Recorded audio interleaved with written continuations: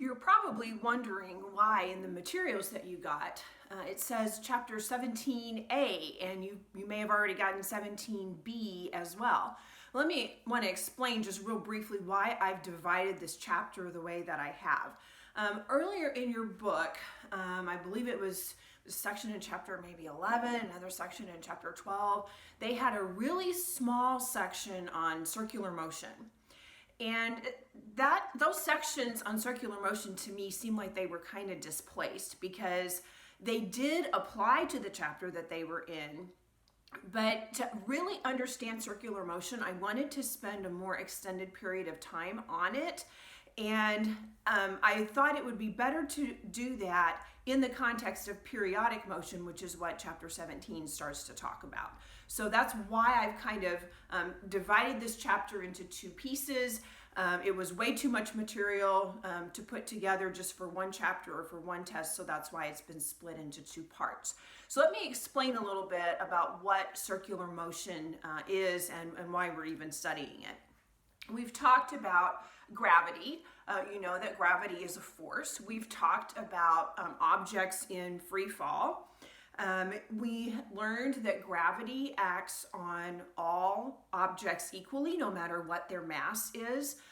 We know that if we drop a book and a piece of paper at the same time, they don't fall to the earth at the same rate, but the paper doesn't fall to the earth as quickly because of air resistance and not because of anything to do with gravity. And I had told you that you can prove that to yourself if you take a book and put it on the bottom and a piece of paper and put it on the top, and then if you drop them both at the same time, you should see that they both fall at the same rate because the air resistance isn't able to act on the paper if you do that. So hopefully when I mentioned that in the other video, you actually tried it and saw that it was true.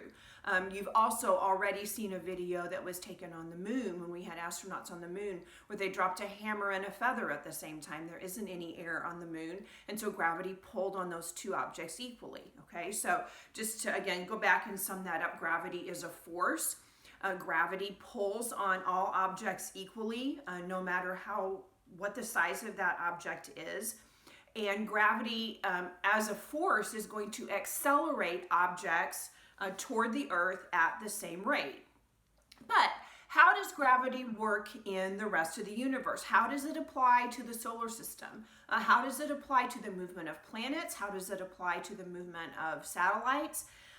In order to understand those types of things, we have to understand circular motion. And so this type of motion is actually called periodic motion. Now, periodic motion just means that it's a type of motion that's going to repeat in an equal time interval. So for example, the fact that the earth rotates on its axis once every 24 hours is a type of periodic motion. That motion is repeated every 24 hours. The fact that the earth revolves around the sun once every 365 days is a type of periodic motion. It does it, and then in the next time period it will do it again, and it will take the same amount of time the second time and the third time and the fourth time that it did the first time. So that's periodic motion. If you think about a clock, now I'm not talking about a digital clock, but I'm talking about a clock that has hands on it. If you think about that, the second hand goes around once every minute, and so that is periodic motion. The hour hands go around in a certain period of time. The minute hand goes around in a certain period of time. And so periodic motion just means it's a type of motion that's repeated in equal time intervals. And so circular motion is a type of periodic motion. And so that's why it fits so well to put it into chapter 17, because that's the type of motion we're talking about in chapter 17 is periodic motion. So to understand circular motion, we need to go back and just review real quickly some information about a circle. Now, hopefully you've covered this in math already, so I don't think this is going to be anything new, but I want to go back and review it just to remind you, make sure that it's all fresh in your mind. So I have a circle up here, and hopefully you will recall that a diameter is the distance through the center all the way across. The radius goes from the center out to the edge. And so therefore, if I take the radius and I multiply it by 2, that will give me the diameter. The circumference is the area around the outside.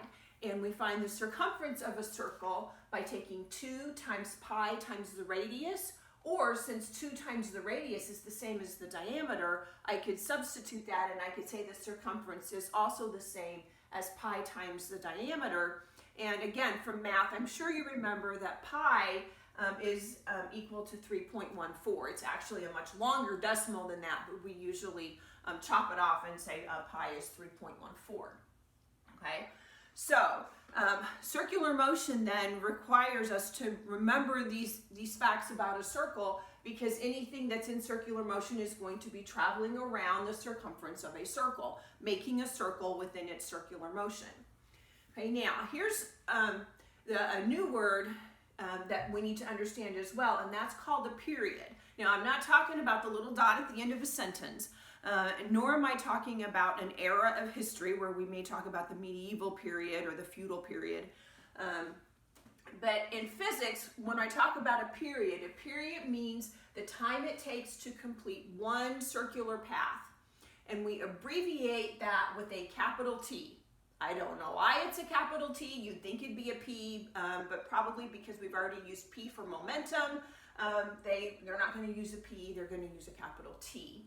So therefore, if I have an object that starts right here and it takes 5 seconds to go all the way around once, the period of that object's motion would be 5 seconds. Similarly, the period of our planet's rotation around the sun would be 365 days. The period of a second hand on a clock would be 60 seconds, because it takes a full minute to go all the way around and complete that circular motion one time. So just like we talk about speed when we're talking about straight line motion, we can talk about speed and circular motion as well. So if you remember from before, when we talked about speed, we knew that speed was equal to distance over time, right? Well, when I'm talking about circular motion, the distance that I'm talking about is the circumference of the circle. And I know that the circumference of the circle is 2 times pi times r. So in place of d up here, I'm going to put in the circumference of a circle, 2 pi r. And for time, I know that the period is the time it takes to go around the circle one time. So for time, the period is actually going to go down here on the bottom. So if you want to find the speed of an object that is in circular motion, you're going to take 2 times pi times the radius of the circle, and then you're going to divide that by the period, or the amount of time it takes it to go around the circle one time. Now, on the document that I sent you that has some sample problems for each of the videos, you will find a sample problem for today. And the problem says this.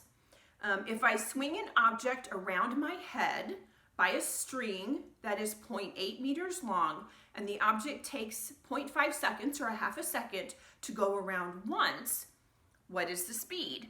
So get that picture in your mind. You've got some sort of an object tied to a string. You know, maybe it's a yo-yo, maybe it's I don't know what it might be, but you've got some sort of object tied around a string, and you're just rotating it around your head with this type of a motion like this, okay? And so it says that the radius is 0.8 meters, and the time it takes to go around once is a half a second. So if I'm going to calculate the speed of that object, what I'm going to do is I'm going to take 2 times pi, which is 3.14, times the radius, which is 0.8 meters. And the time it takes to go around one time, or the period, is going to be 0.5 seconds. And so when you multiply that out, you're going to take 2 times 3.14 times 0.8. And remember, if it's on the bottom, you divide. So you're dividing by 0.5. And that will give you an answer of 10.048. And what are the units? Well, I have meters on the top and seconds on the bottom. So that's going to be in meters per second.